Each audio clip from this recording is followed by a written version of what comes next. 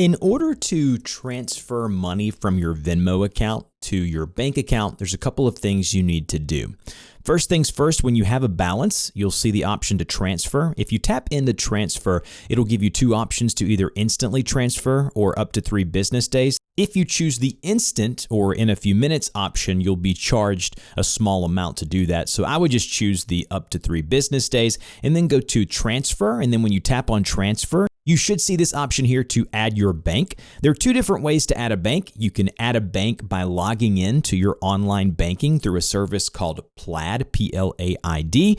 If you do that, it'll automatically link it instantly, or you can manually enter all of your bank account information, such as the routing number and the account number, and it will automatically be added to your Venmo account.